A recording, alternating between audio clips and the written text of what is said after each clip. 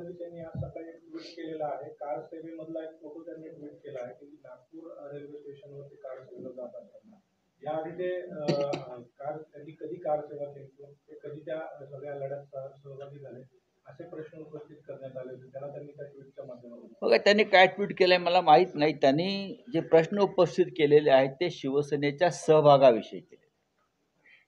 हा अत्यंत हास्यास्पद आणि पोरकट प्रश्न आहे. जर कोणाला हा प्रश्न पडला असेल की अयोध्येच्या लढ्यात शिवसेनेचं योगदान काय आणि ते कधी होते, तर असे प्रश्न विचारणं हे कोत्या आणि संकुचित मनोवृत्तीचं लक्षण आहे. अख्ख्या देशाला माहिती आहे की अयोध्येत शिवसेना काय करत होती, हे शिवसेनेचं योगदान काय, हिंदू हृदय सम्राट बाळासाहेब ठाकरेंचं योगदान काय आहे. त्यातले जे करसेवक होते ज्यांनी प्रत्यक्ष तिथे सहभाग घेतला, त्यातले अनेक करसेवकांना आम्ही उद्याच्या शिबिरामध्ये आमंत्रित केलं आहे सन्मानानं. आम्ही त्यांचा सत्कार करणार आहोत आणि डेमोक्रेसी क्लबला त्यासाठी एक प्रदर्शन आम्ही केलेलं आहे शिवसेनेच्या सहभागाविषयी. ज्या आमच्याकडे उपलब्ध काही त्या संदर्भात, जसं त्यांनी आपला एक जुना फोटो टाकलाय नागपूरच्या फडणवीसांनी, तशी छायाचित्र,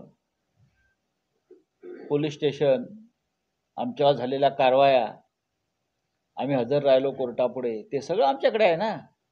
तुम्हाला पुरावा द्यायची गरज नाही आम्हाला. तुम्ही कोण?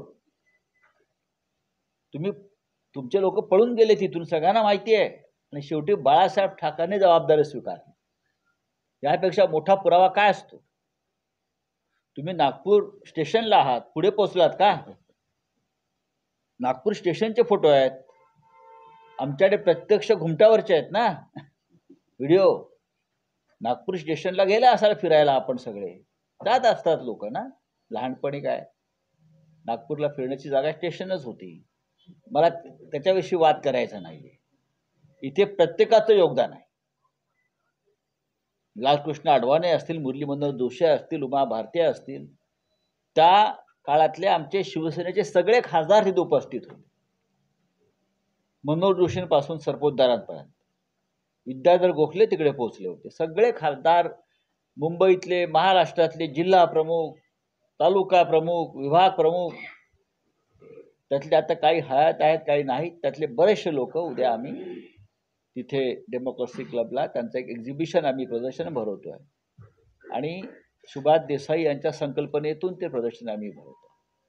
म्हणजे आम्ही देवेंद्र फडणवीस यांना आमंत्रित करतो, बरं का. नागपूरला होतात तुम्ही स्टेशनवर, पण आता डेमोक्रेसी क्लबला उद्या या आणि प्रत्यक्ष त्या करसेवकांना भेटा, ज्यांनी प्रत्यक्ष फक्त इथे ऑपरेशन कमळ होत नाही, ऑपरेशन बाबरी पण होतं, बरं. हां, आपलं मत असं आहे की फक्त